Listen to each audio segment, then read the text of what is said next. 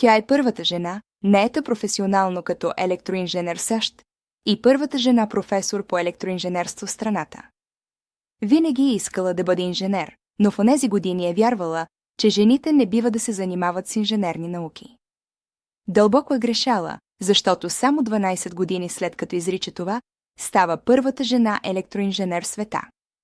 След като осиротява на 12 годишна възраст, тя е отгледана от по-голямата си сестра. На 18 години получава малко наследство и го използва, за да следва математика и астрономия в колежа Васър, където завършва през 1908 година. Скоро след това започва работа като ръководител на изцяло женския екип от човешки компютри в AT&T. След колежа тя преподава математика и физика в частно училище в Сан-Франциско и в колежа Марсъл. Прекарва известно време и в изучаване на строително инженерство в университета на Уисконсин-Мадисън, но напуска, за да стане човешки компютър в AT&T през 1912 година. Докато работи там, продължава образованието си, като вечер изучава електроинженерство в Колумбийския университет. Решена да продължи кариерата си именно с това, което хората смятат, че жените не трябва да правят, тя се записва в Масачузетския технологичен институт MIT и става първата жена в тази институция, която получава магистърска степен по електроинженерство. Но въпреки постиженията й, нито една технологична компания не иска да я наеме като инженер единствено защото е жена. В резултат тя напуска САЩ, за да преподава физика в Дъбълнс Калидж в Истанбул. Там се сблъсква с ограничения. Не й позволяват да върши работа по електроинженерство, получава по-ниско заплащане от мъжете в същата област и е даден по-нисък професионален статус. Въпреки това, тя не се отказва от мечтата си.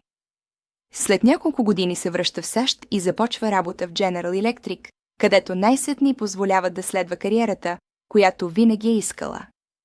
В General Electric тя създава и патентова Clerk Calculator графично устройство, проектирано да решава уравнения за пренос на електроенергия по линии с дължина над 250 метра. Работата й допринася значително и за междуконтиненталните телефонни комуникации, като опровергава много от скептиците, които се съмняват в нея.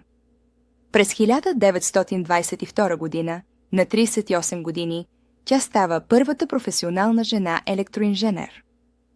Тя е и първата жена, която изнася доклад в American Institute of Electrical Engineers, а по-късно и първата, получила званието фело на института. Специализира в анализа на електроенергийните системи и работата и оставя трайно въздействие върху бъдещето на STEM наука, технологии, инженерство и математика.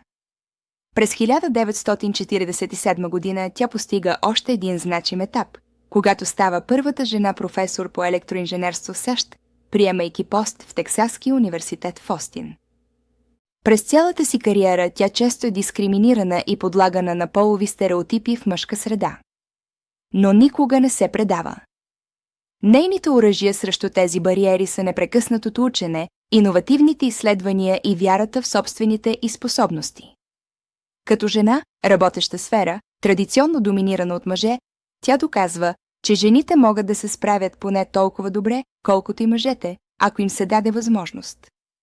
Тя се надява нейните постижения да бъдат вдъхновяващ пример за следващото поколение жени, които мечтаят да станат инженери.